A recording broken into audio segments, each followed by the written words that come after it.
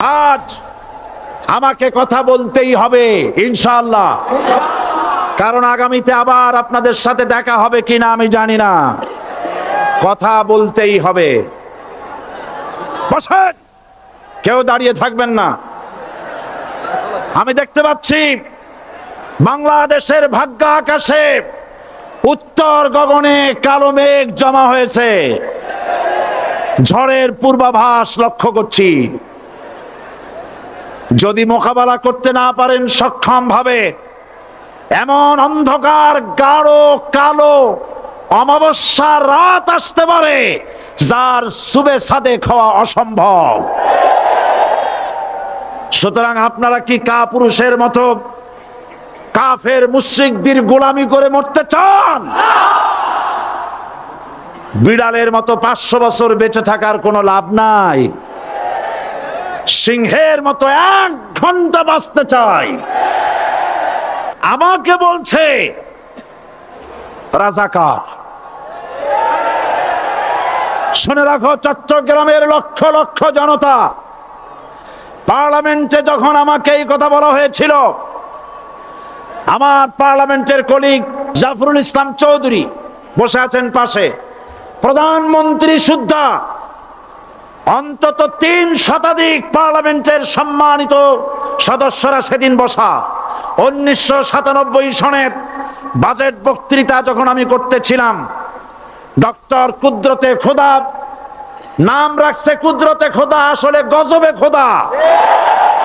এই লোকটি নাস্তিক, ইসলামের চূড়ান্ত দুশমন। তার প্রণীত শিক্ষা ব্যবস্থার যখন সমালোচনা করছিলাম, ট্রেজারি বেঞ্চ থেকে আমাকে বলা হলো রাজাকার।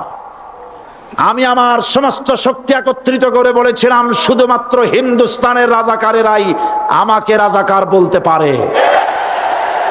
আমি বলেছিলাম 1973 সন পর্যন্ত আমি বাংলাদেশের কোন রাজনৈতিক দলের নেতা এবং কর্মী ছিলাম না। আমি রাজাকার নই।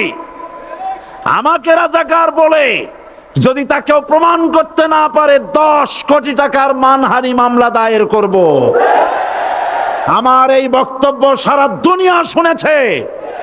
পার্লামেন্টে আমার এই বক্তব্য রেকর্ড হয়ে আছে।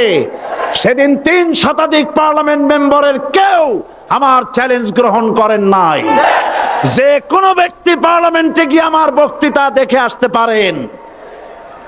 এরপরে 1997 সনের 7ই অক্টোবর দৈনিক জনকণ্ঠ পত্রিকা যখন আমার বিরুদ্ধে লিখলো, সেই পত্রিকায় সাইদির ওপেন চ্যালেঞ্জ 8ম পাতা, 1997 7ই অক্টোবর, এত বড় 2 কলামে হেডিং।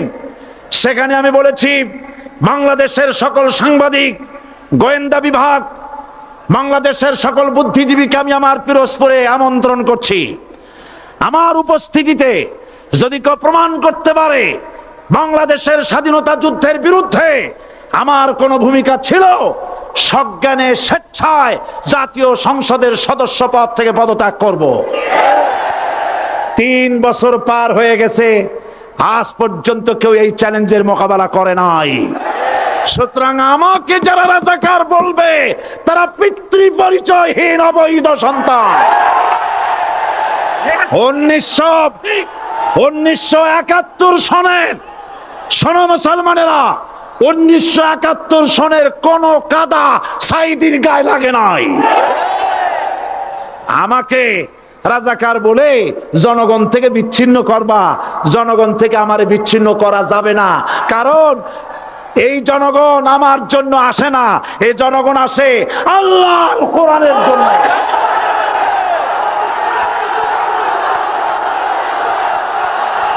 আর যারা ইসলামের কথা বলে, তারাই রাজাকার, তারাই মৌলবাদী। মৌলবাদী বললে আমরা অসন্তুষ্ট হই না, কারণ মৌলবাদী শব্দটা আসছে মূল থেকে। মৌল শব্দ এসেছে মূল থেকে। মূলবাদী তার মানে যারা মূলে আছে। মূল হলো কোরআন, মূল হলো হাদিস, মূল হলেন আল্লাহ, মূল হলেন আল্লাহ রসুল। আমরা আছি মূলে। এখন বলেন তো, মূলের শক্তি বেশি না আগার শক্তি বেশি? আমাদের যারা মৌলবাদী বলে ওরা হলো আগাবাদী। মূলে আছে কত কোটি? 12 কোটি। মূলে আছে কত কোটি? আর আমাদের যারা মৌলবাদী বলে ওই থাকো গাছের আগায়, আমরা মূলে। লাফালাফি বেশি করবা না, 12 কোটিতে গাছের গোড়া আসতে নানা দেবে, মামু বাড়ি দিল্লি গিয়ে পড়বা, বাংলার জমিনে জায়গা হবে না। এ কথা বিশ্বাস করো। বাংলাদেশের মুসলমানদের শরীরে এক বিন্দু রক্ত থাকতে শয়তানের তৈরি করা ধর্মনিরপেক্ষ মতবাদ বাংলার জমিনে কায়েম হতে দেওয়া হবে না, হবে না।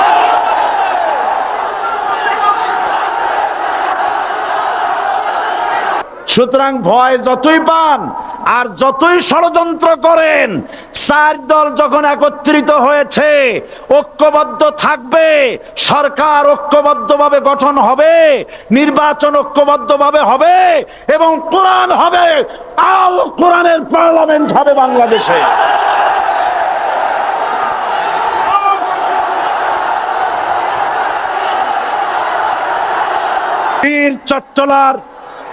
বীর চট্টলার মুসলমানেরা, বীর চট্টলার মুসলমানেরা স্বাধীনতার ঘোষণা এই চট্টগ্রাম থেকে স্বাধীনতার মহান ঘোষক প্রেসিডেন্ট জিয়াউর রহমান সাহেব দিয়েছিলেন। এই চট্টগ্রাম থেকেই ইসলামী রাষ্ট্রের ঘোষণা হবে।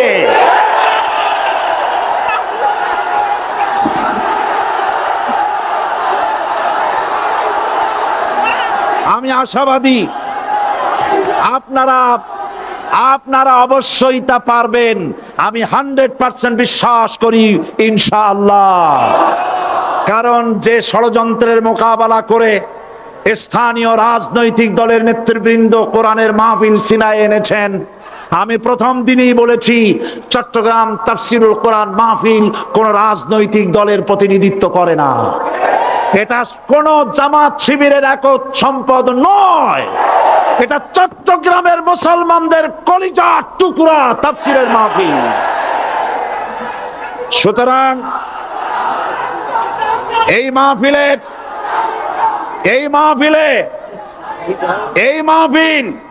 চট্টগ্রামে থাকবে ইনশাআল্লাহ কিয়ামত পর্যন্ত। 144 ধারা 288 হয়ে গেছে, ষড়যন্ত্র পায় পায় চলে গেছে।